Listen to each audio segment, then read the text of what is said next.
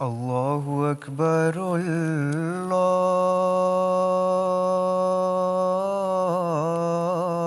الله أكبر الله أكبر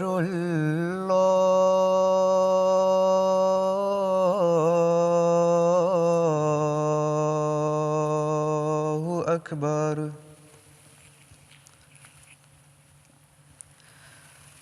أشهد أن لا إله إلا الله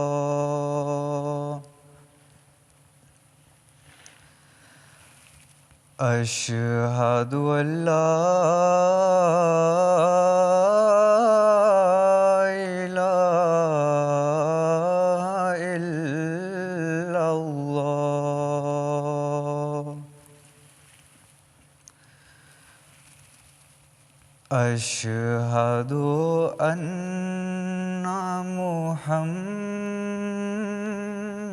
محمدًا رسول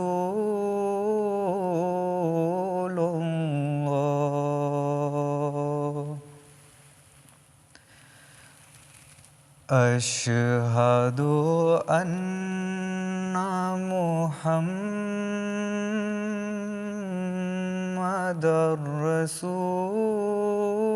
رسول الله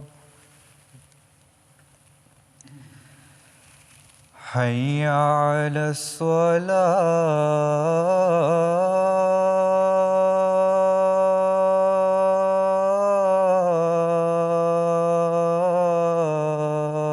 الصلاة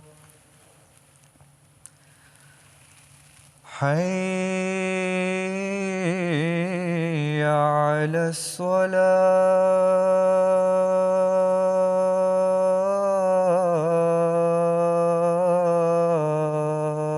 الصلاة حي على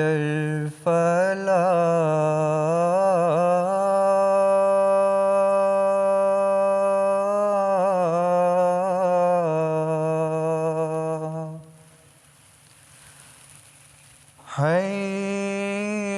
حي على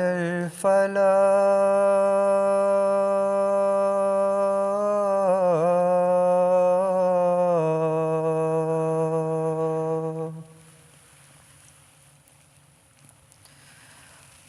الله أكبر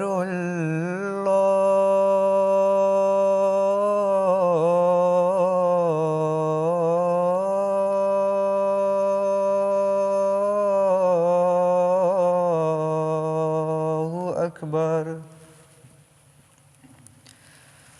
لا إله إلا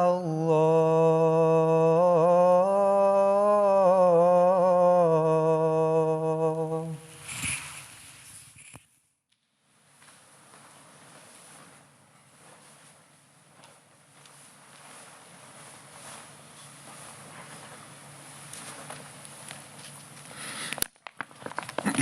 السلام علیکم ورحمۃ اللہ.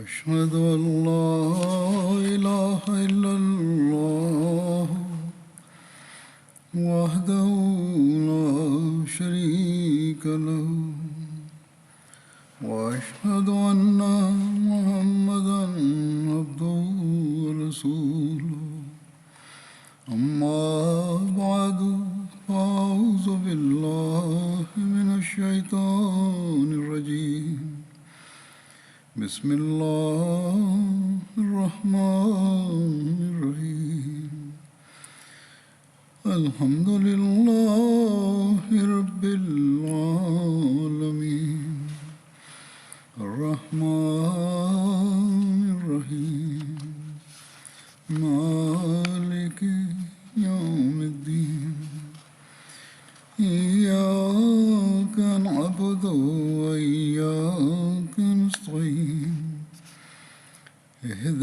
الصراط المستقيم صراط الذين أنعمت عليهم غير المغضوب عليهم ولا الضالين۔ آج جن صحابی کا بدری صحابی کا میں ذکر کروں گا وہ ہیں حضرت بلال بن رباح۔ حضرت بلال کے والد کا نام رباح تھا اور والدہ کا نام حمامہ۔ حضرت بلال امیہ بن خلف کے غلام تھے۔ حضرت بلال کی کنیت ابو عبداللہ تھی، جبکہ بعض روایات میں ابو عبد الرحمن اور ابو عبد الکریم اور ابو عمر بھی مذکور ہے۔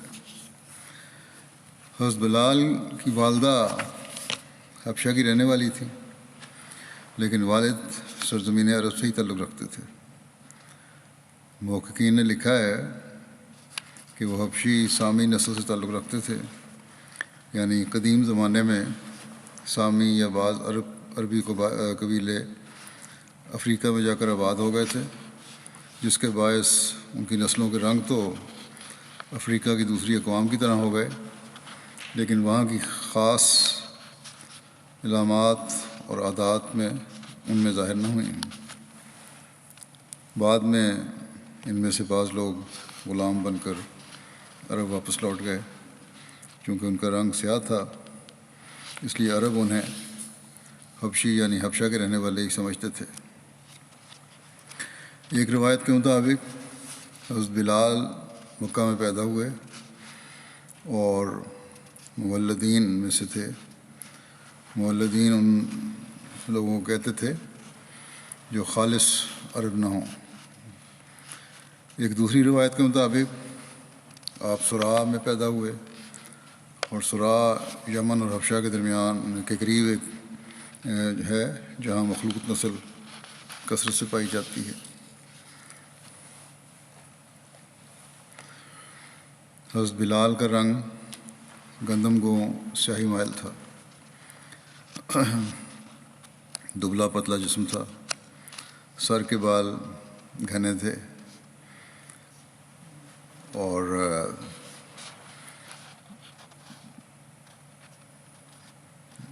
رخساروں پر گوشت بہت کم تھا۔ حضرت بلال نے متعدد شادیاں کیں۔ ان کی بعض بیویاں عرب کے نہایت شریف اور معزز گھرانوں سے تعلق رکھتی تھیں۔ آپ کی ایک بیوی کا نام حالہ بنت عوف تھا، جو حضرت عبد الرحمن بن عوف کی ہمشیرہ تھی۔ ایک زوجہ کا نام ہند خولہ نیا تھا۔ بنو بکیر کے خاندان میں بھی رسول اللہ صلی اللہ علیہ وسلم نے حضرت بلال کا نکاح کروایا۔ حضرت ابو درداء رضی اللہ عنہ کے خاندان میں بھی حضرت بلال کا رشتہ مساہرت قائم ہوا تھا، البتہ کسی سے کوئی اولاد نہیں ہوئی۔ حضرت بلال کے ایک بھائی تھے جن کا نام خالد تھا، اور ایک بہن تھی جن کا نام غفیرہ تھا۔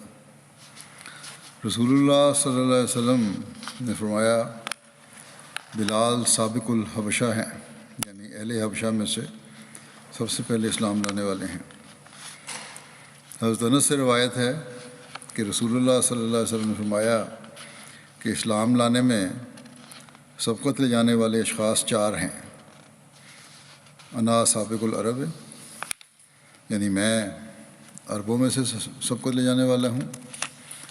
سلمان و سابق الفرس، سلمان اہل فارس میں سے سبقت لے جانے والے ہیں۔ اور بلال سابق الحبشہ، بلال اہل حبشہ میں سے سبقت لے جانے والے ہیں۔ اور صہیب سابق الروم، اور صہیب رومیوں میں سے سبقت لے جانے والے ہیں۔ عروہ بن زبیر سے مروی ہے کہ حضرت بلال بن رباح ان لوگوں میں سے تھے جو کمزور سمجھے جاتے تھے۔ جب وہ اسلام لائے تو ان کو عذاب دیا جاتا تھا تاکہ وہ اپنے دین سے پھر جائیں، مگر انہوں نے ان لوگوں کے سامنے کبھی وہ کلمہ ادا نہ کیا جو وہ چاہتے تھے، یعنی اللہ تعالیٰ کا انکار کرنا۔ انہیں امیہ بن خلف عذاب دیا کرتا تھا۔ حضرت بلال جب رسول اللہ صلی اللہ علیہ وسلم پر ایمان لائے تو ان کو طرح طرح کا عذاب دیا جاتا تھا۔ جب لوگ حضرت بلال کے عذاب دینے میں سختی کرتے تو حضرت بلال احد احد کہتے، وہ لوگ کہتے اس طرح کہو جس طرح ہم کہتے ہیں، تو حضرت بلال جواباً کہتے کہ میری زبان اسے اچھی طرح ادا نہیں کر سکتی جو تم کہہ رہے ہو۔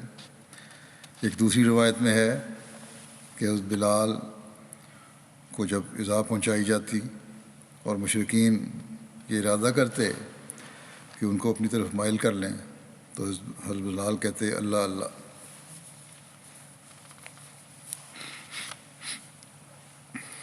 ایک روایت میں ہے کہ جب حضرت بلال ایمان لائے تو حضرت بلال کو ان کے مالکوں نے پکڑ کر زمین پر لٹا دیا اور ان پر سنگریزے اور گائے کی کھال ڈال دی اور کہنے لگے تمہارا رب لات اور عزا ہے، مگر آپ احد کی کہتے تھے۔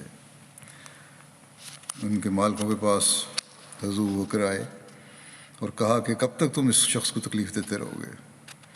حضرت بکر نے حضرت بلال کو 7 اوقیہ میں خرید کر انہیں آزاد کر دیا۔ اوقیہ 40 درہم کا ہوتا ہے، یعنی 280 درہم میں۔ پھر حضرت ابوبکر نے یہ واقعہ رسول اللہ صلی اللہ علیہ وسلم کی خدمت میں بیان کیا تو آپ صلی اللہ علیہ وسلم نے فرمایا اے ابوبکر مجھے بھی اس میں شریک کر لو۔ حضرت ابوبکر نے عرض کیا یا رسول اللہ میں نے اسے آزاد کر دیا۔ حضرت ابوبکر نے حضرت بلال کو خرید کر اللہ کی راہ میں آزاد کیا تھا، اور خرید کے متعلق جیسا کہ پہلے ذکر کیا ہے 280 درہم۔ بعض روایات کے مطابق حضرت ابوبکر نے انہیں 5 اوقیہ یعنی 200 درہم میں، بعض کے مطابق 7 اوقیہ 280 درہم، اور بعض کے مطابق 9 اوقیہ 360 درہم خریدا تھا۔ ایک روایت میں ہے کہ جب حضرت ابوبکر نے حضرت بلال کو خریدا تو وہ پتھروں میں دبے ہوئے تھے۔ حضرت ابوبکر نے سونے کے 5 اوقیہ کے بدلے ان کو خریدا۔ لوگوں نے حضرت ابوبکر سے کہا کہ اگر آپ صرف 1 اوقیہ دینے پر بھی راضی ہوتے یعنی 40 درہم تو ہم 1 اوقیہ میں بھی اس کو بیچ دیتے۔ اس پر حضرت ابوبکر رضی اللہ عنہ نے فرمایا اگر تم اس کو 100 اوقیہ یعنی 4000 درہم میں بھی بیچنے کو تیار ہوتے تو میں 100 اوقیہ میں بھی اس کو خرید لیتا۔ حضرت عائشہ سے روایت ہے کہ حضرت ابوبکر نے 7 ایسے غلاموں کو آزاد کروایا جنہیں تکالیف دی جاتی تھی۔ ان میں سے حضرت بلال اور حضرت عامر بن فہیرہ شامل تھے۔ حضرت جابر بن عبداللہ سے مروی ہے کہ حضرت عمر کہا کرتے تھے کہ ابوبکر ہمارے سردار ہیں اور انہوں نے ہمارے سردار یعنی بلال کو آزاد کیا۔ حضرت خلیفہ مسیح ثانی حضرت بلال کو دی جانے والی تکالیف اور حضرت ابوبکر کو آپ کو آزاد کرانے کے واقعہ کا ذکر کرتے ہوئے فرماتے ہیں کہ یہ غلام جو رسول کریم صلی اللہ علیہ وسلم پر ایمان لائے مختلف اقوام کے تھے۔ ان میں حبشی بھی تھے جیسے بلال، رومی بھی تھے جیسے صہیب، پھر ان میں عیسائی بھی تھے جیسے جبیر اور صہیب، اور مشرکین بھی تھے جیسے بلال اور عمار۔ بلال کو ان کے مالک تپتی ریت پر لٹا کر اوپر یا تو پتھر رکھ دیتے یا نوجوانوں کو سینے پر کودنے کے لیے مقرر کر دیتے۔ حبشی اور نسل بلال امیہ بن خلف نامی ایک مکی رئیس کے غلام تھے۔ امیہ انہیں دوپہر کے وقت گرمی کے موسم میں مکے سے باہر لے جا کر تپتی ریت پر ننگا کر کے لٹا دیتا اور بڑے بڑے گرم پتھر ان کے سینے پر رکھ کر کہتا تھا کہ لات اور عزا کی الوہیت کو تسلیم کر اور محمد صلی اللہ علیہ وسلم سے علیحدگی کا اظہار کر۔ بلال اس کے جواب میں کہتے احد احد، یعنی اللہ ایک ہے، اللہ ایک ہے۔ بار بار آپ کا یہ جواب سن کر امیہ کو اور غصہ آ جاتا اور وہ آپ کے گلے میں رسا ڈال کر شریک لوگوں کے حوالے کر دیتا اور کہتا کہ ان کو مکے کی گلیوں میں پتھروں کے اوپر گھسیٹتے ہوئے لے جائیں، جس کی وجہ سے ان کا بدن خون سے تربتر ہو جاتا، مگر وہ پھر بھی احدن احدن کہتے چلے جاتے، یعنی خدا ایک ہے، خدا ایک ہے۔ عرصے کے بعد جب خدا تعالیٰ نے مسلمانوں کو مدینے میں امن دیا، جب وہ آزادی سے عبادت کرنے کے قابل ہو گئے، تو رسول کریم صلی اللہ علیہ وسلم نے بلال کو اذان دینے کے لیے مقرر کیا۔ یہ حبشی غلام جب اذان میں اشہد و اللہ الہ الا اللہ کے بجائے اشہد و اللہ الہ الا اللہ کہتا تو مدینے کے لوگ جو اس کے حالات سے ناواقف تھے ہنسنے لگ جاتے۔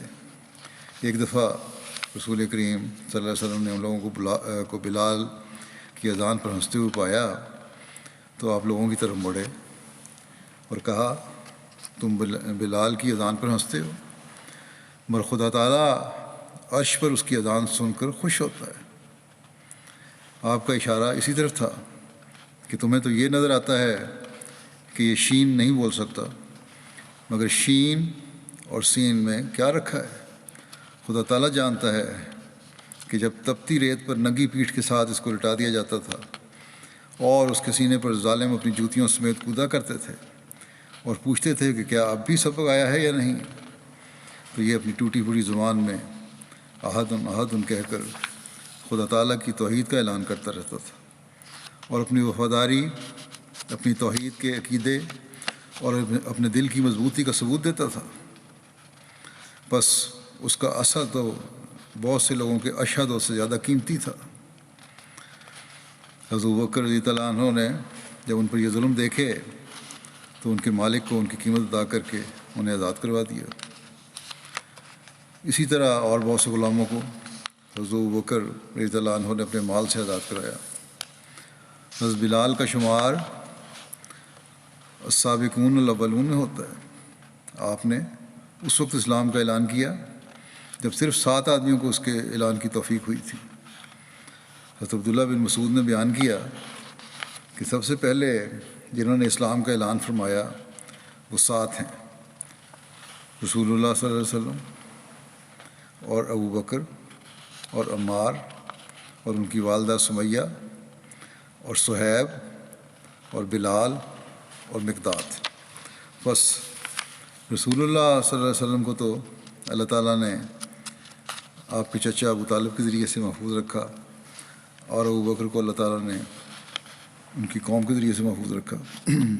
جیسا کہ میں گزشتہ ایک خطبے میں بیان کر چکا ہوں کہ نہ ہی حضرت صلی اللہ علیہ وسلم دشمنوں کی اذیتوں سے محفوظ رہے اور نہ حضرت ابوبکر رضی اللہ عنہ کو قوم ظلموں سے بچا سکی۔ آپ دونوں پر بھی ظلموں کی انتہا ہوئی تھی۔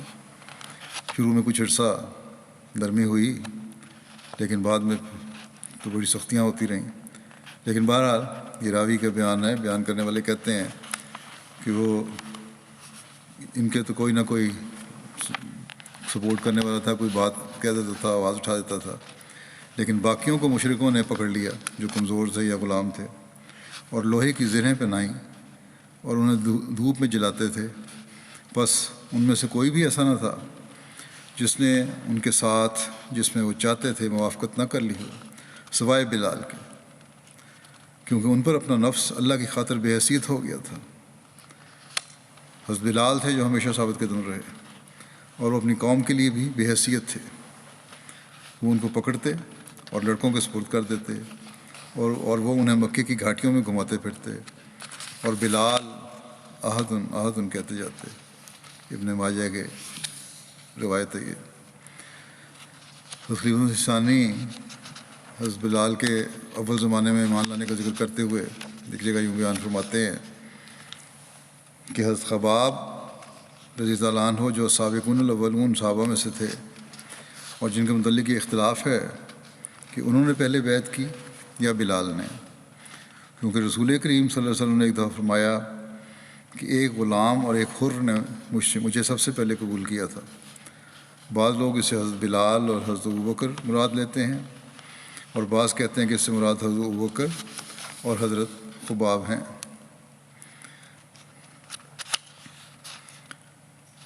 حضرت مرزا بشیر احمد صاحب نے سیرت خاتم النبیین میں حضرت بلال کی تکالیف کا ذکر کرتے ہوئے جو بیان فرمایا ہے وہ اس طرح ہے کہ بلال بن رباح امیہ بن خلف کے ایک حبشی غلام تھے۔ امیہ ان کو دوپہر کے وقت جب کہ اوپر سے آگ برستی تھی اور مکے کا پتھریلا میدان بھٹی کی طرح تپتا تھا، باہر لے جاتا اور ننگا کر کے زمین پر لٹا دیتا اور بڑے بڑے گرم پتھر ان کے سینے پر رکھ کر کہتا، لات اور عزا کی پرستش کرو اور محمد سے علیحدہ ہو جاؤ، ورنہ اسی طرح عذاب دے کر مار دوں گا۔ بلال زیادہ عربی نہ جانتے تھے، بس صرف اتنا کہتے، احد احد، یعنی اللہ ایک ہی ہے، اللہ ایک ہی ہے۔ اور یہ جواب سن کر امیہ اور تیز ہو جاتا اور ان کے گلے میں رسا ڈال کر انہیں شریر لڑکوں کے حوالے کر دیتا، اور وہ ان کو مکے کے پتھریلے گلی کوچوں میں گھسیٹتے پھرتے، جس سے ان کا بدن خون سے تر بتر ہو جاتا، مگر ان کی زبان پر سوائے احد احد کے اور کوئی لفظ نہ آتا۔ حضرت ابوبکر نے ان پر یہ جور و ستم دیکھا تو ایک بڑی قیمت پر خرید کر انہیں آزاد کر دیا۔ حضرت بلال جب ہجرت کر کے مدینہ تشریف لائے تو آپ نے حضرت سعد بن خیثمہ کے گھر قیام کیا۔ رسول اللہ صلی اللہ علیہ وسلم نے حضرت بلال کی مواخات حضرت عبیدہ بن حارث سے کروائی، جبکہ ایک دوسری روایت کے مطابق آپ نے حضرت بلال کی مواخات حضرت ابو رویحہ خصمی سے کروائی۔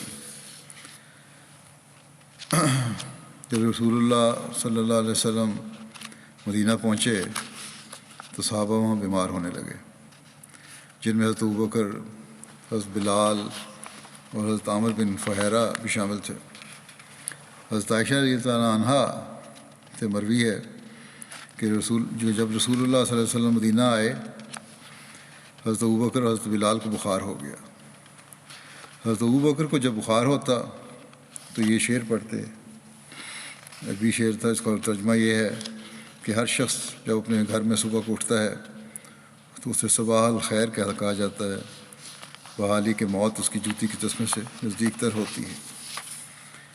اور حضرت بلال جب ان کا بخار اتر جاتا تو بلند آواز سے رو کر یہ شعر پڑھتے، جس کا ترجمہ یہ ہے کہ کاش مجھے معلوم ہو آیا میں کوئی رات وادی مکہ میں بسر کروں گا اور میرے ارد گرد اسخر اور جلیل گھاس پات ہوں، اور کیا میں کسی دن مجنہ میں پہنچ کر اس کا پانی پیوں گا۔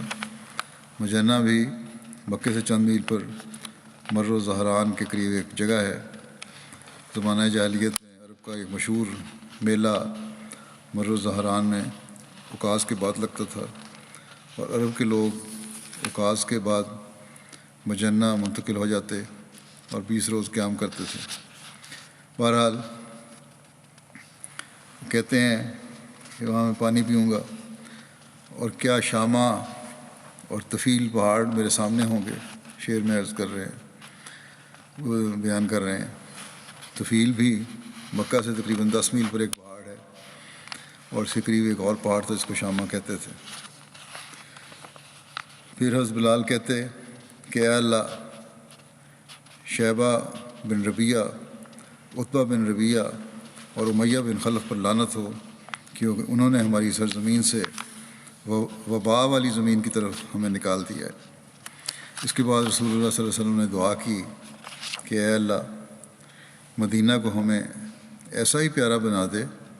جب یہ باتیں سنی حضرت ابوبکر کی بھی اور بلال کی بھی، تو آپ نے فرمایا اے اللہ، مدینہ کو ہمیں ایسا ہی پیارا بنا دے جیسا کہ ہمیں مکہ پیارا ہے، یا اس سے بڑھ کر۔ اے اللہ، ہمارے سا میں اور ہمارے مد میں برکت دے۔ یہ سا اور مد بھی مشہور پیمانوں کے نام ہیں۔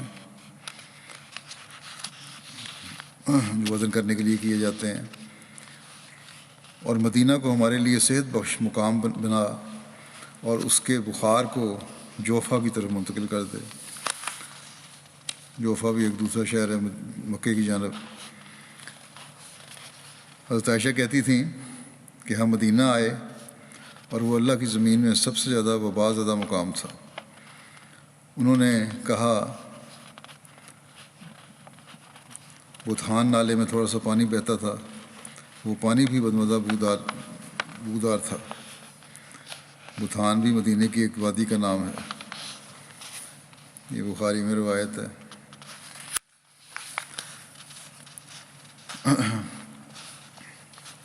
جب قادیان سے ہجرت ہوئی ہے تو اس وقت احمدیوں کو خاص طور پر ہجرت مدینہ کے حوالے سے نصیحت کرتے ہوئے کہ ہمیں اس ہجرت سے پریشان نہیں ہونا چاہیے، حضرت بلال کے اس واقعہ کا حوالہ دیتے ہوئے اور اس پر حضرت صلی اللہ علیہ وسلم کے ارشاد کا ذکر کرتے ہوئے حضرت مسلم موعود رضی اللہ عنہ نے اس وقت فرمایا تھا جماعت کو کہتے ہوئے کہ میں اوروں کو تو نہیں جانتا، اوروں کو تو نہیں کہہ سکتا جو دوسرے لوگ غیر احمدی مسلمان ہجرت کر کے آئے ہیں، لیکن احمدیوں سے یہ کہتا ہوں کہ یہ خیال چھوڑ دو کہ تم لٹے ہوئے ہو، تم نے ہجرت کی ہے، لٹ پٹ کے آئے ہو۔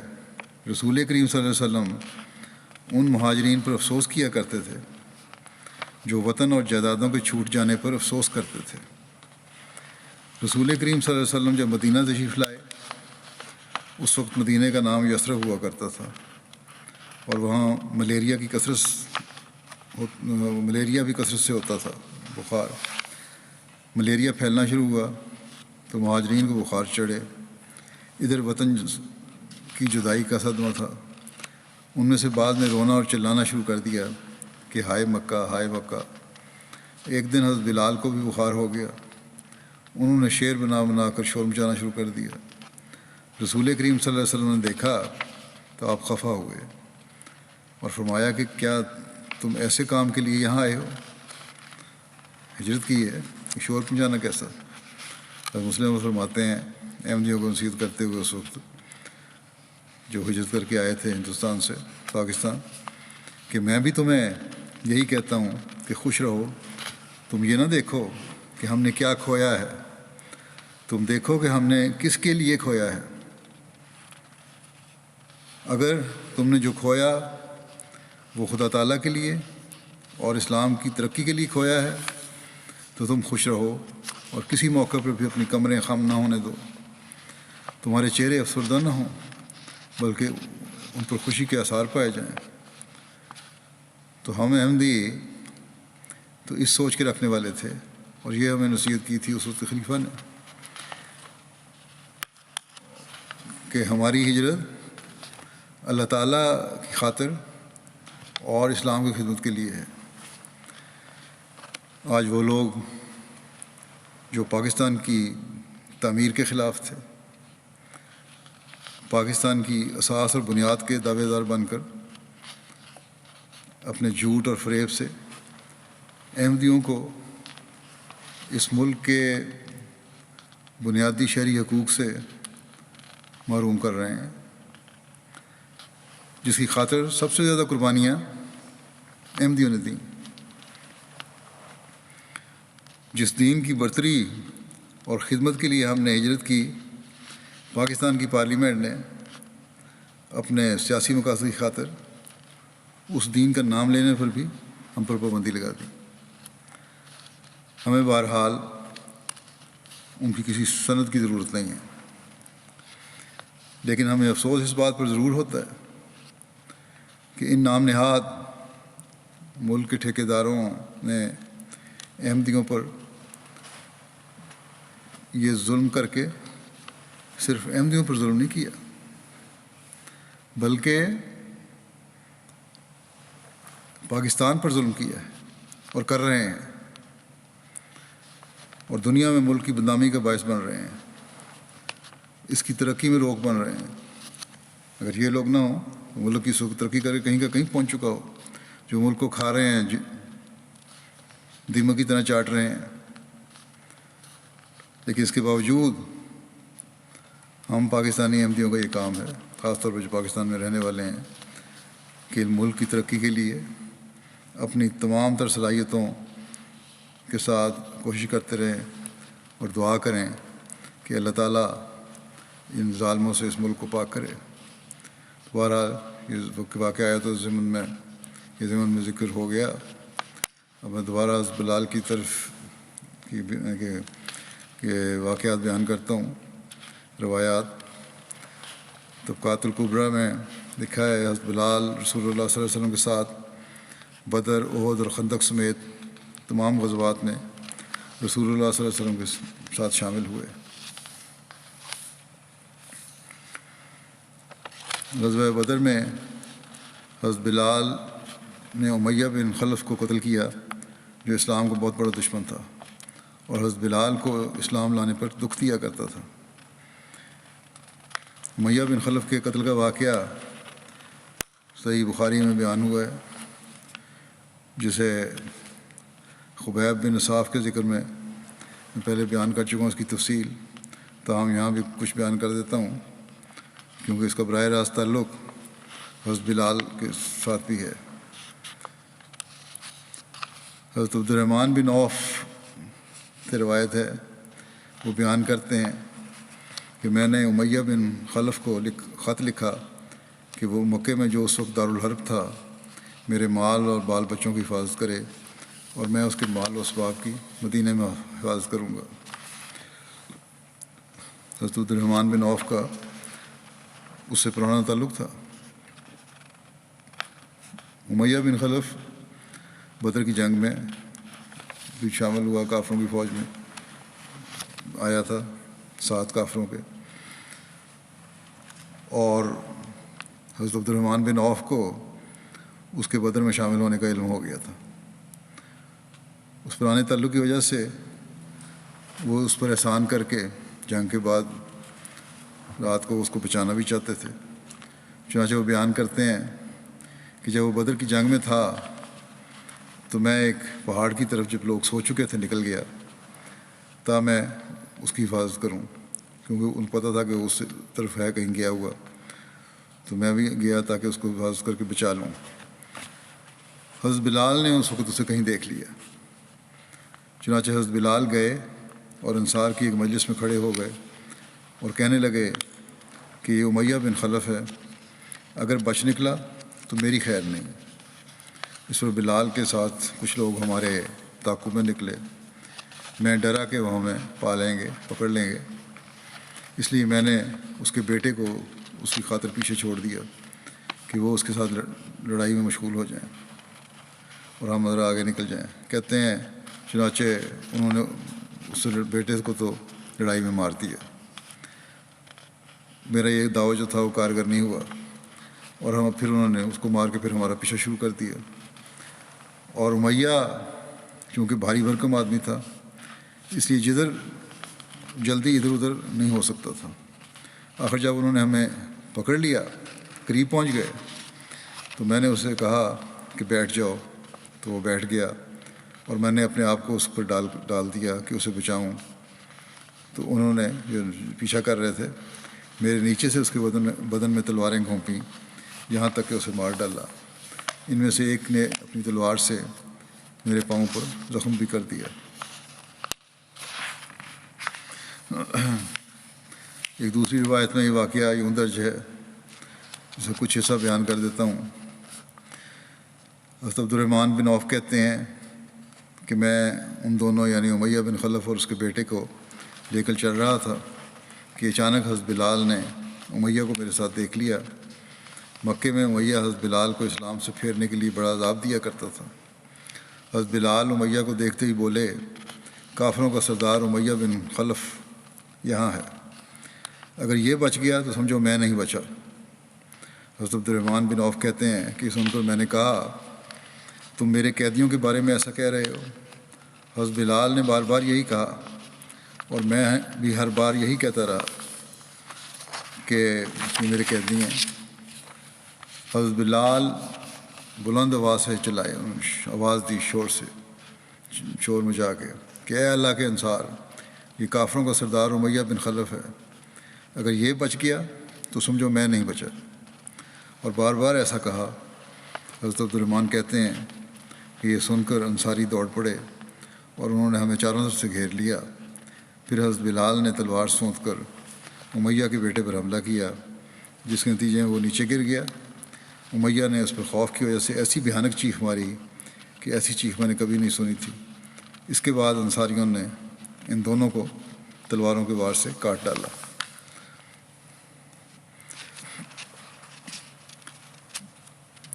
ایک روایت میں یہ آتا ہے کہ حضرت بلال رسول اللہ صلی اللہ علیہ وسلم کے سیکرٹری یا خزانچی بھی تھے۔ حضرت ابن عباس رضی اللہ عنہ سے ایک شخص نے پوچھا، کیا آپ بھی رسول اللہ صلی اللہ علیہ وسلم کے ساتھ کسی سفر میں شریک ہوئے ہیں؟ انہوں نے کہا، اگر میرا آپ صلی اللہ علیہ وسلم سے تعلق نہ ہوتا تو میں شریک نہ ہوتا۔ اس سے ان کی مراد یہ تھی کہ چھوٹے ہونے کی وجہ سے انہیں موقع ملا، رشتہ داری تھی، اس لیے سفر میں شریک ہوئے تھے۔ حضرت پھر کہتے ہیں کہ حضرت صلی اللہ علیہ وسلم اس نشان کے قریب آئے جو کہ حضرت کثیر بن سلت کے گھر کے قریب تھا، اور صحابہ کو خطاب فرمایا۔ پھر آپ عورتوں کے پاس آئے اور انہوں نے واضح نصیحت کی، اپنی جو روایت بیان کر رہے ہیں وہ، اور انہیں صدقہ دینے کے لیے فرمایا۔ تو عورتیں اپنے ہاتھوں کو جھکا جھکا کر اپنی انگوٹھیاں اتارتیں اور حضرت بلال کے کپڑے میں ڈالتی جاتی تھیں۔ حضرت بلال ساتھ تھے، جو وہ چادر تھی اس میں وہ ڈالتی جاتی تھیں۔ یہ روایت حضرت ابن عباس نے بیان کی ہے کہ اس کے بعد آپ اور حضرت بلال گھر آئے۔ حضرت انس بن مالک بیان کرتے ہیں کہ رسول اللہ صلی اللہ علیہ وسلم نے مجھے فرمایا کہ مجھے اللہ کی خاطر اتنی اذیت دی گئی جتنی کسی کو نہیں دی جا سکتی۔ مجھے اللہ کی خاطر اتنا ڈرایا گیا ہے جتنا کسی کو نہیں ڈرایا جا سکتا، اور مجھ پر تیسری رات آ جاتی کہ میرے اور بلال کے پاس کوئی ایسا کھانا نہ ہوتا جسے کوئی جاندار کھا سکے، مگر اتنا جسے بلال کی بغل چھپا سکتی۔ بہت تھوڑا معمولی کھانا ہوتا تھا۔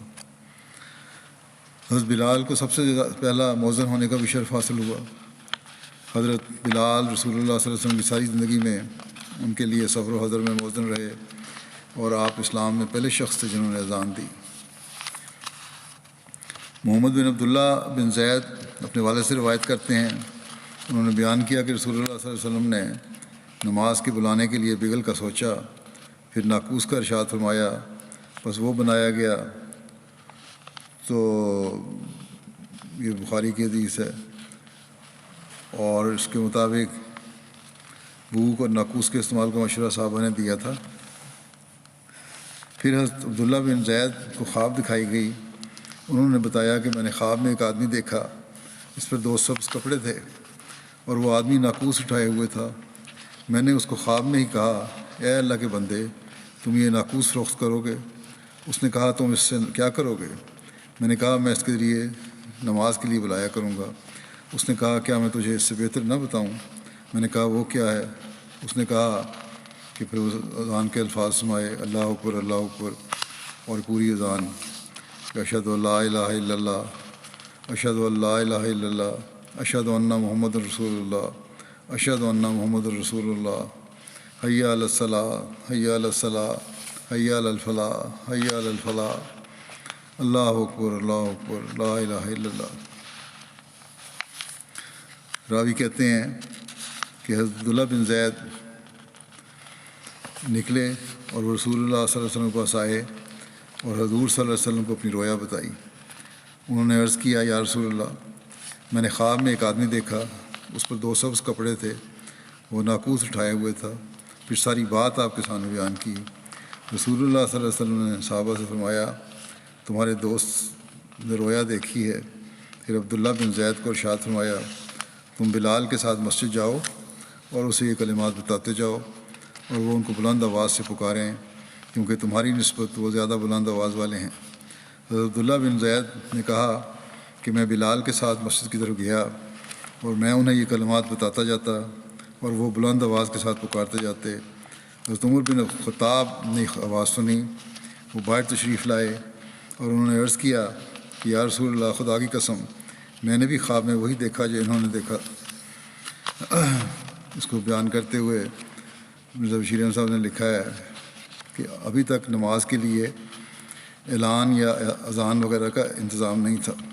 صحابہ عموماً وقت کا اندازہ کر کے خود نماز کے لیے جمع ہو جاتے تھے، لیکن یہ صورت کوئی قابل اطمینان نہیں تھی۔ اب مسجد نبوی کے تیار ہو جانے پر یہ سوال زیادہ محسوس طور پر پیدا ہوا کہ کس طرح مسلمانوں کو وقت پر جمع کیا جائے۔ کسی صحابی نے نصارہ کی طرح ناقوس کی رائے دی، کسی نے یہود کی مثال میں بھوک کی تجویز پیش کی، کسی نے کچھ کہا، مگر حضرت عمر نے مشورہ دیا کہ کسی آدمی کو مقرر کر دیا جائے کہ وہ نماز کے وقت یہ اعلان کر دیا کرے کہ نماز کا وقت ہو گیا ہے۔ حضرت صلی اللہ علیہ وسلم نے اس رائے کو پسند فرمایا اور حضرت بلال کو حکم دیا کہ وہ اس فرض کو ادا کیا کریں۔ چنانچہ اس کے بعد جب نماز کا وقت آتا، بلال بلند آواز سے الصلاۃ جامعہ کہہ کر پکارتے تھے اور لوگ جمع ہو جاتے تھے۔ بلکہ اگر نماز کے علاوہ بھی کسی غرض کے لیے مسلمانوں کو مسجد میں جمع کرنا مقصود ہوتا تو یہی ندا دی جاتی تھی۔ اس کے کچھ عرصے کے بعد ایک صحابی عبداللہ بن زید انصاری کو خواب میں موجودہ اذان کے الفاظ سکھائے گئے اور انہوں نے آن صلی اللہ علیہ وسلم کی خدمت میں حاضر ہو کر اپنی خواب کا ذکر کیا اور عرض کیا کہ میں نے خواب میں ایک شخص کو اذان کی طریق پر یہ الفاظ پکارتے سنا ہے۔ آپ نے فرمایا یہ خواب خدا کی طرف سے ہے، اور عبداللہ کو حکم دیا کہ بلال کو یہ الفاظ سکھا دیں۔ عجیب اتفاق یہ ہوا کہ جب بلال نے الفاظ میں پہلی دفعہ اذان دی تو حضرت عمر اسے سن کر جلدی جلدی آپ کی خدمت میں حاضر ہوئے اور عرض کیا کہ یا رسول اللہ، آج جن الفاظ میں بلال نے اذان دی ہے بیان ہی یہی الفاظ میں نے بھی خواب میں دیکھے۔ اور ایک روایت میں یہ ہے کہ جب حضرت صلی اللہ علیہ وسلم نے اذان کے الفاظ سنے تو فرمایا کہ اسی کے مطابق وہی بھی ہو چکی ہے۔ الغرض اس طرح موجودہ اذان کا طریقہ جاری ہو گیا، اور جو طریق اس طرح جاری ہوا وہ ایسا مبارک اور دلکش ہے کہ کوئی دوسرا طریق اس کا مقابلہ نہیں کر سکتا۔ گویا ہر روز 5 وقت اسلامی دنیا کے ہر شہر اور ہر گاؤں میں ہر مسجد سے خدا کی توحید اور محمد رسول اللہ صلی اللہ علیہ وسلم کی رسالت کی آواز بلند ہوتی ہے، اور اسلامی تعلیمات کا خلاصہ نہایت خوبصورت اور جامع الفاظ میں لوگوں تک پہنچا دیا جاتا ہے۔ موسیٰ بن محمد اپنے والد سے روایت کرتے ہیں کہ حضرت بلال اذان دے کر فارغ ہو کر نبی کریم صلی اللہ علیہ وسلم کو اطلاع دینا چاہتے تو آپ کے دروازے پر کھڑے ہو جاتے اور کہتے حی علی الصلاۃ حی علی الفلاح، الصلاۃ یا رسول اللہ، یعنی نماز کے لیے آئیے، فلاح و کامیابی کے لیے آئیے نماز یا رسول اللہ۔ جب رسول اللہ صلی اللہ علیہ وسلم نماز کے لیے نکلتے اور حضرت بلال دیکھ لیتے تو اقامت شروع کر دیتے۔ یہ واضح نہیں ہے، اقامت تو اسی وقت ہوگی جب امام آ کے محراب میں آ جائے۔ بہرحال جو بھی روایت کا صحیح ترجمہ نہیں ہے یا یہ صحیح بیان نہیں ہے، لیکن اصل طریق وہی ہے کہ محراب میں امام ہو جائے تو پھر اقامت ہو۔ سنن ابن ماجہ میں حضرت بلال سے روایت ہے کہ وہ نماز فجر کی اطلاع دینے کے لیے نبی صلی اللہ علیہ وسلم کی خدمت میں حاضر ہوئے۔ ان سے کہا گیا کہ آپ سوئے ہوئے ہیں، تو حضرت بلال نے کہا الصلاۃ خیر من النوم، الصلاۃ خیر من النوم۔ پھر فجر کی اذان میں ان کلمات کا اضافہ کر دیا گیا اور یہی طریق قائم ہو گیا۔ ایک دوسری روایت میں ہے کہ رسول اللہ صلی اللہ علیہ وسلم نے فرمایا اے بلال، یہ کتنے عمدہ کلمات ہیں، تم اپنی فجر کی اذان میں شامل کر لو۔ رسول اللہ صلی اللہ علیہ وسلم کے 3 مؤذن تھے، حضرت بلال، ابو محذورہ، عمر بن مکتوم۔ ابھی کچھ تھوڑا سا ذکر ان کا اور باقی ہے جو انشاءاللہ آئندہ اس وقت میں کچھ جنازوں کے مرحومین کے بارے میں بھی بتانا ہے، ان کے جنازے ہوں گے، اس لیے یہ باقی ذکر انشاءاللہ آئندہ کریں گے۔ پہلا جو ذکر ہے وہ عزیزم رؤوف بن مقصود جونیئر بیلجیم کا ہے، طالب علم تھے جامعہ احمدیہ یو کے 4 ستمبر کو ان کی وفات ہو گئی، انا للہ و انا الیہ راجعون، اور بیلجیم کی جماعت حاصل سے ان کا تعلق تھا۔ 2018 میں جامعہ میں داخل ہوئے تھے اور وہاں کا اپنا سیکنڈری اسکول ختم کر کے یہاں آئے تھے۔ عزیزوں، اپنی خلوص سے بھرپور طبیعت، خدمت خلق کے جذبے اور مشقت کی عادت کی بنا پر طلباء اور اساتذہ میں بہت ہر دل عزیز تھے۔ کچھ دیر پہلے ان کو برین ٹیومر ہوا تھا، 6-7 ماہ یہ بیمار رہے، بڑی صبر اور بہادری سے بیماری کا مقابلہ کیا، آخر اللہ کو پیارے ہو گئے۔ ان کے دادا کے ذریعے سے خاندان میں احمدیت آئی تھی 1950 میں غالباً، اور ان کا اچھا رسوخ تھا ان کے دادا کا، تو اس وقت تو رشتہ داروں نے اور مخالفین نے کچھ نہیں کہا، لیکن ان کی وفات کے بعد ان کی فیملی کو کافی مخالفت کا سامنا کرنا پڑا۔ ان کی والدہ کی طرف سے بھی ان کے پڑنانا عبدالعلی صاحب اور ان کی اہلیہ نے حضرت مسلم موعود کے ہاتھ پر بیعت کی تھی۔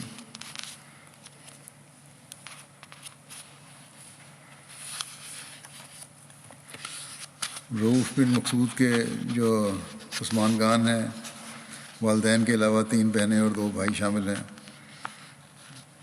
اور ہمایوں مقصود صاحب والد ہیں، محسنہ بیگم صاحبہ والدہ ہیں، نشاط عزیزہ نشاط ہے، بیٹی ہے عمر 18 سال، عزیزم صالح بیٹا ہے عمر 14 سال، عزیزہ تسنیہ حمیدہ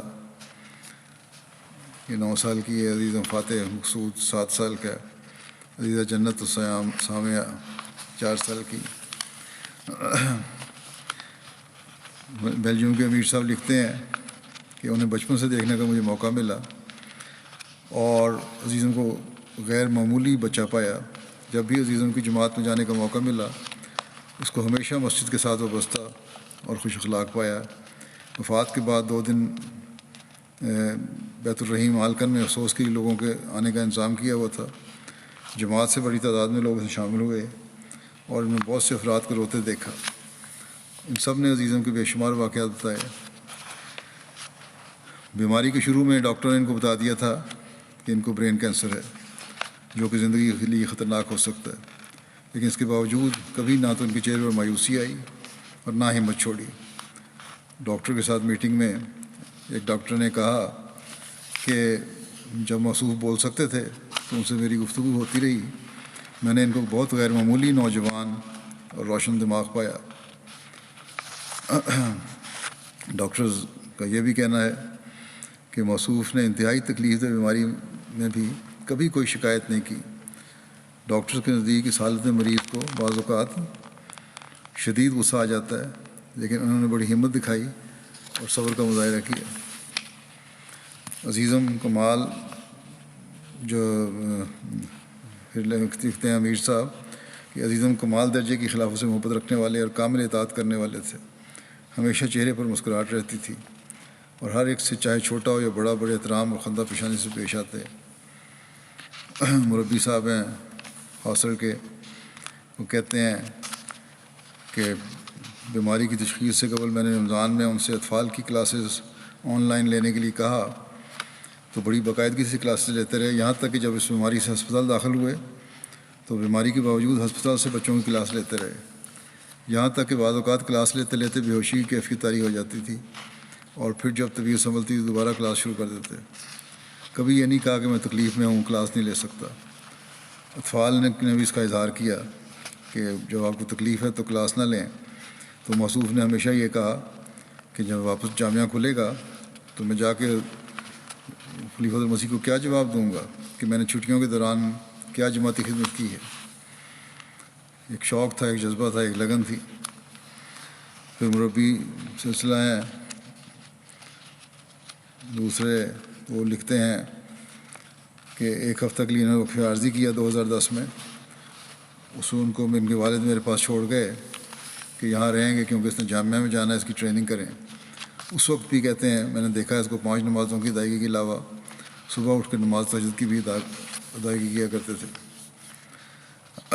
مسجد ہالکن جب تعمیر ہو رہی تھی یا رینوویشن، اس کی تبدیلی ہو رہی تھی، تو اس وقت انہوں نے باقاعدہ وقار عمل میں حصہ لیا، اور سیکٹری جداد کہتے ہیں جو بڑا مشکل اور بھاری کام اپنے ذمہ لیتے تھے پتھر اٹھانے، بجری اٹھانے وغیرہ کا، اور بڑی خوشی سے یہ کام کرتے تھے۔ اور یہ خوبی میں یہ تھی کہ سب کو سلام کرنے میں پہل کرتے تھے۔ ان کی والدہ بتاتی ہیں کہ دوسروں کو اپنے اوپر ترجیح دیا کرتے تھے۔ عام طور پر اسکول اپنا کھانا لے کے جاتے اور وہاں کھا کے آیا کرتے تھے۔ ایک دن گھر آ کے والدہ کو کہا کہ مجھے کھانا دیں۔ میں نے کہا تم لے کے تو گئے تھے۔ انہوں نے کہا ایک بچہ کھانا نہیں لے کے آیا تھا تو اسے میں نے اپنا کھانا دے دیا کہ میں گھر میں جا کے کھا لوں گا۔ اسی طرح اپنے دوستوں کے بارے میں فکر مند رہتے اور ان کو کہا کرتے تھے کہ مجھے تمہارے مستقبل کی فکر رہتی ہے، کہ اپنے جو قریبی تھے ان کو کہا کرتے تھے اچھے اخلاق والے دوست چنو اور اپنے مستقبل کو بہتر بنانے کی کوشش کرو۔ بڑی ڈیوٹی، اجتماعات وغیرہ، جلسے وغیرہ لگن سے ڈیوٹی دیا کرتے تھے۔ بلکہ ان کے افسر کہتے ہیں کہ ایک دم میں نے سیکورٹی ڈیوٹی تھی ان کی، رات کو کچھ کھانے کو پیش کیا تو محسوس نے کہا پہلے جو میرے ساتھی ہیں ان کو دے دیں۔ بعض والدین کو جن کے بچے وقف نو میں شامل ہیں ان سے بھی اکثر پوچھتے رہتے تھے باوجود چھوٹے ہونے کے، اور تلقین کیا کرتے تھے کوشش کریں کہ آپ کا بچہ جامعہ میں جائے۔ ان کی والدہ نے بھی بڑی ہمت سے ان کی بیماری کا یہ عرصہ گزارا ہے، بلکہ دونوں والدین نے، والد نے بھی اور والدہ نے بھی۔ والدہ کہتی ہیں ان سے کہا کرتی تھیں کہ ہم نے تمہیں خدا کی راہ میں رخ کر دیا تھا، اب بھی جہاں تم جا رہے ہو۔ مایوسی ڈاکٹر نے کا اظہار کیا تھا اور کوئی امید نہیں تھی۔ بڑے حوصلے سے انہوں نے کہا اب وہ جگہ جہاں تم جا رہے ہو وہ بھی بڑی اچھی جگہ ہے، اور اللہ کی رضا پر راضی رہنے کی تلقین کرتی رہیں۔ وہ خود بھی اللہ کی رضا پر راضی تھے۔ پھر انہوں نے اپنی ایک تصویر جو میرے ساتھ کھنچوائی ہوئی تھی ہسپتال میں اپنے بیڈ کے سامنے رکھوا لی، جو اکثر تبلیغ کا ذریعہ بنتی، اور ڈاکٹر پوچھتے تھے کہ کون سی کمیونٹی سے تمہارا تعلق ہے۔ ان کو بتایا جاتا ہے کہ ہم جماعت احمدیہ سے ہیں، اور اس بات کو تسلیم کرتے ہیں کہ مسیح جو آنے والا تھا آ گیا۔ اس پر آگے تبلیغ چلتی تھی۔ میر صاحب کہتے ہیں کہ میں انہیں کہا کرتا تھا کہ تم بے شک بیمار ہو لیکن اس کے باوجود تبلیغ کا ذریعہ بن رہے ہو، اور بڑے خوش ہوتے تھے اس بات پر۔ پھر صدر غلام احمدیہ بیلجیم کہتے ہیں کہ ان کو خلافت سے انتہا کا عشق تھا۔ ایک دن کہتے ہیں میں نے اطفال اور وقف نو کی کلاس میں خلیفہ وقت کو خط لکھنے کے لیے کہا اور خط لکھوائے، تو موصوف میرے پاس آئے اور کہنے لگے مربی صاحب مجھے اردو میں خط لکھنا نہیں آتا، مجھے آپ لکھ کے دیں، میں نقل کر لوں گا، پھر اس کو دیکھ کے ہاتھ سے لکھوں گا۔ تو میں نے ان سے پوچھا، کہا کہ باقی بچے ڈچ میں لکھ رہے ہیں، تم بھی لکھ دو، یہ جامعہ آنے سے پہلے کی بات ہے۔ تو موصوف نے جواب دیا کہ میں چاہتا ہوں کہ میرا خط براہ راست خلیفہ وقت تک پہنچے اور وہ میرے لیے دعا کریں۔ پھر یہ کہتے ہیں ربی صاحب، یہ مقصود عزیزم رؤوف بن مقصود جو کھڑے ہو کر یہ عہد کرتے تھے کہ میں اپنی جان اور مال اور وقت اور عزت قربان کرنے کے لیے ہر دم تیار رہوں گا، موصوف نے یہ عہد آخری سانس تک پورا کیا۔ بہت بڑی تعداد ان کے غیر جماعت بیلٹ دوستوں بھی تھی، اور کہتے ہیں کہ میں نے اپنی آنکھوں سے انہیں بل کر روتے دیکھا ہے۔ جب میں نے ایک دوست سے عزیزم رؤوف بن مقصود کے بارے میں پوچھا تو روتے ہوئے کہنے لگے کہ آج ہمارا بہت ہی پیارا اور خیال رکھنے والا دوست ہمیں سے جدا ہو گیا۔ کہتے ہیں ایسے ہمدرد دوست بھی کسی کسی کو ملتے ہیں۔ پھر تبلیغ کا بڑا شوق تھا۔ یہ کہتے ہیں کہ جہاں بعض دفعہ دوسرے لوگ ہچکچاتے تھے کہ مسایا ہے اس کام کی، ہم نے تحریک شروع کی، تو یہ پکڑ کے لوگوں کو لے کے آتے تھے اور ان کو تبلیغی لٹریچر دیتے تھے اور گفتگو کرواتے تھے، اور مہمانوں کا تعارف بھی کرواتے، ہر تبلیغی نشست میں مہمان بھی لے کے آتے۔ بہرحال یہ جامعہ پاس کرنے سے پہلے ہی بہترین مربی اور مبلغ تھے۔ اللہ تعالیٰ کہ اپنے فیصلوں کی حکمت خود جانتا ہے، بعض دفعہ بہترین انسانوں کو جلد اپنے پاس بلا لیتا ہے۔ اللہ تعالیٰ مرحوم کے مغفرت و رحم سے سلوک فرمائے اور ان درجات بلند کرے، ان کے والدین کو بھی صبر و حوصلہ عطا فرمائے۔ دوسرا جنازہ ہے ظفر اقبال قریشی صاحب کا، جو سابق نائب امیر ضلع اسلام آباد تھے۔ یہ 3 ستمبر کو 87 سال کی عمر میں وفات پا گئے. انا للہ و انا الیہ راجعون. ایک مخلص خاندان سے ان کا تعلق تھا، اور آپ کے دادا عبید اللہ قریشی صاحب مسیح موعود علیہ السلام کے صحابی تھے، جنہوں نے 1904 میں بیعت کی تھی. آپ کی جو اہلیہ تھیں امت الحمید صاحبہ، ان کے دادا حضرت خلیفہ نور الدین صاحب بھی حضرت خلیفہ مسیح موعود علیہ السلام کے ایک صحابی تھے. یہ خلیفہ نور الدین اور ہیں جن کا نام ہے خلیفہ نور الدین. حضرت خلیفہ اول کا نام یہ نہیں ہے. یہ حضور علیہ السلام نے اپنی مارکۃ الآراء کتاب تحفہ گولڑیا میں معلّہ خان یار سری نگر کشمیر میں واقع قبر مسیح کی موجودگی کی تحقیق کرنے کے سلسلہ میں آپ کی خدمت کا بطور خاص ذکر فرمایا ہے. قریشی ظفر اقبال قریشی صاحب نے ابتدائی تعلیم امرتسر میں حاصل کی. پھر پارٹیشن جو ہوئی ہے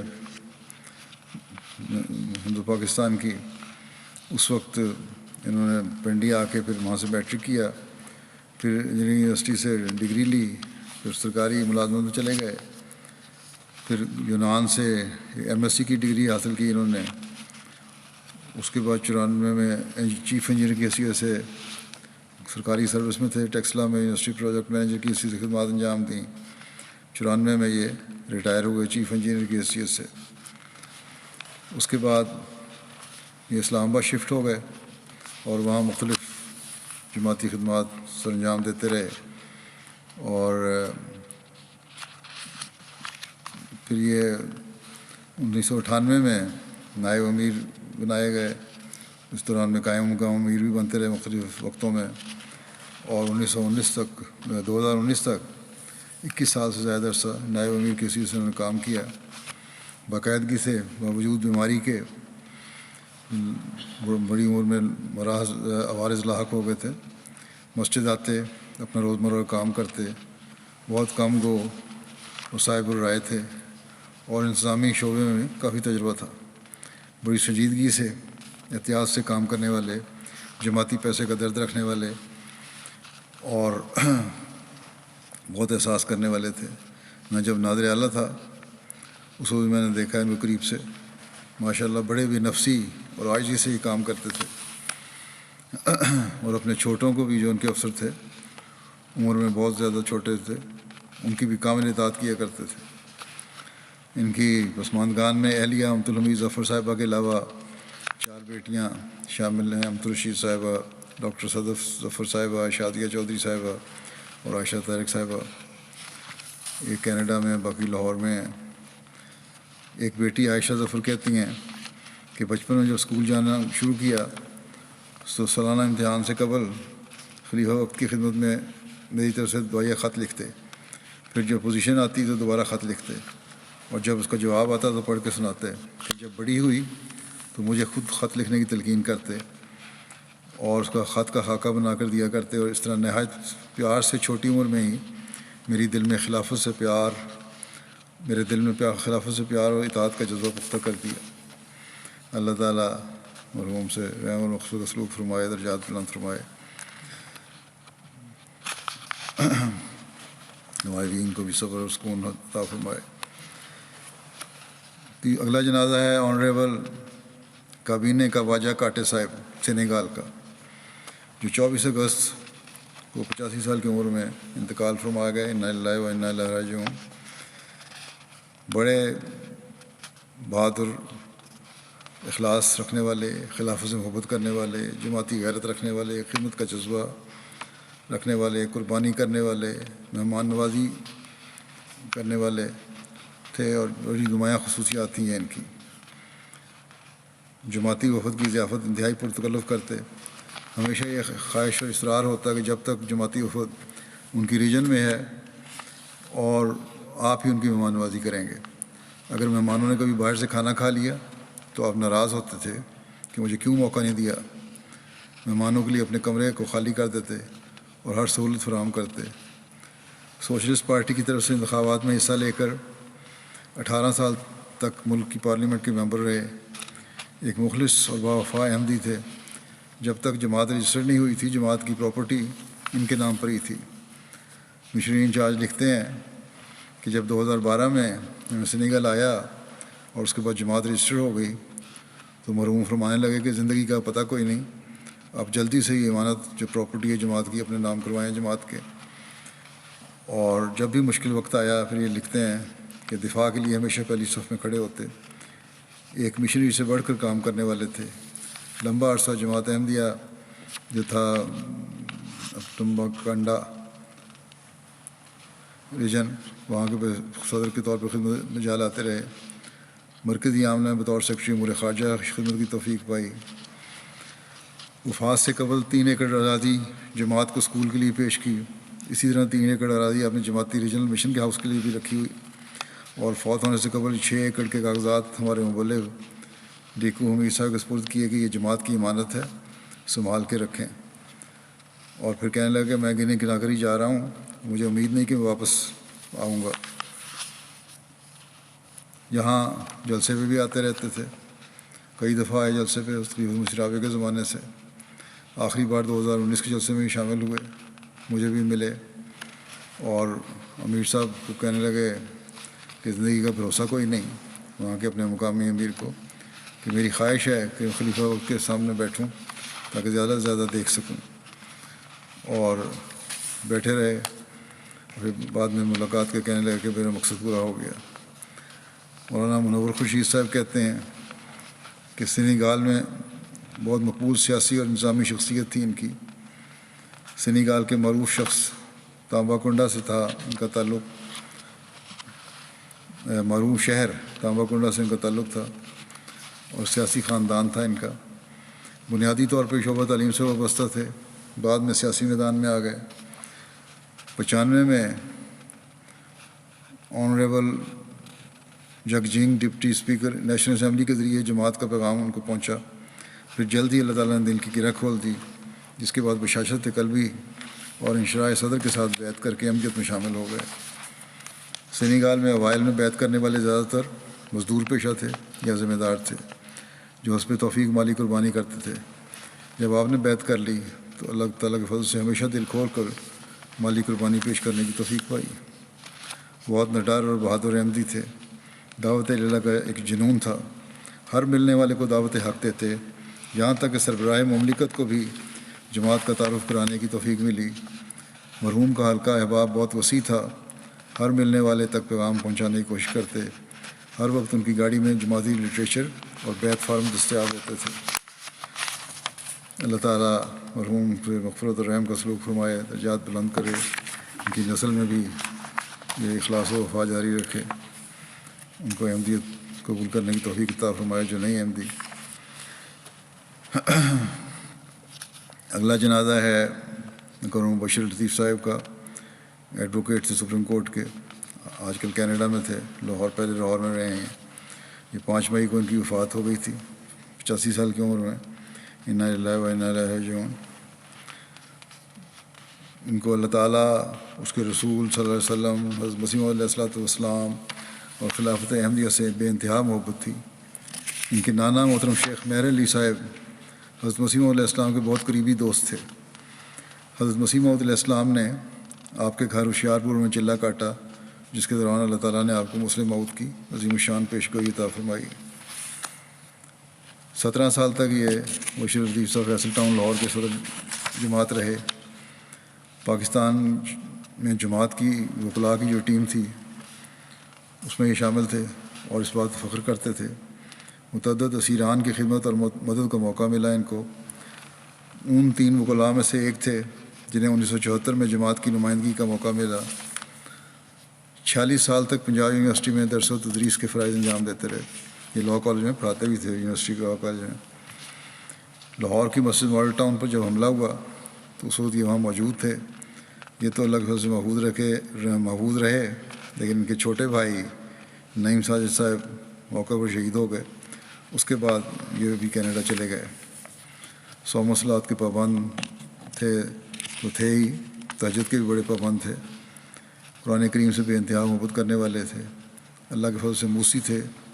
عثمان گان میں اہلیہ کے علاوہ 6 بیٹیاں اور کافی نواسیاں اور پرنواسیاں چھوڑے ہیں. ملک طاہر صاحب امیر جماعت لاہور لکھتے ہیں کہ محترم بیرسٹر مبشر لطیف صاحب ایک قابل اور اعلیٰ تعلیم یافتہ وکیل تھے.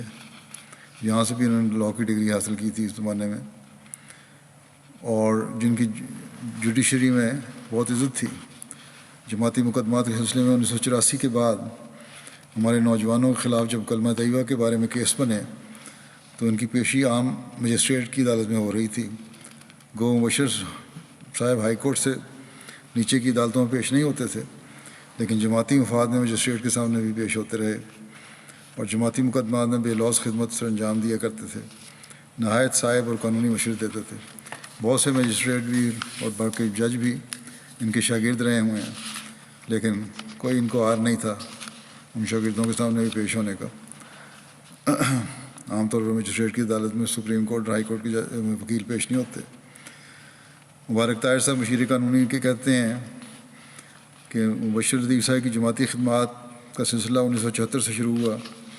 آپ نے سمدانی کمیشن میں غیر جماعت وکیل اعجاز حسین بٹالوی صاحب کو بھی اسسٹ کیا. 84 کے آرڈیننس کے خلاف جو کیس شرعی عدالت میں دائر کیا گیا تھا اس کے پینل میں بھی مبشر لطیف صاحب شامل رہے. منصفانہ قانون کے تحت تو اس پر کچھ نہیں ہونا تھا اور یہ پتہ تھا نہیں ہوگا، لیکن انہوں نے اور ساتھیوں نے ان کے بڑی محنت سے یہ سارا کیس تیار کیا. اللہ تعالیٰ ان سے مغفرت اور رحم کا سلوک فرمائے، درجات بلند کرے اور ان کے لوائقین کو بھی ان کی نیکیوں کو جاری رکھنے کی توفیق عطا فرمائے اور سکون عطا فرمائے. نماز کے بعد انشاءاللہ نماز جنازہ بھی ہوگا ان سب کا.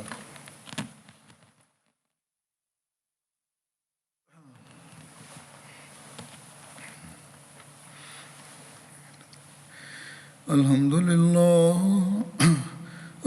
لله نحمده ونستعينه ونستغفره ونؤمن به ونتوكل عليه ونعوذ بالله من شرور أنفسنا ومن سيئات أعمالنا.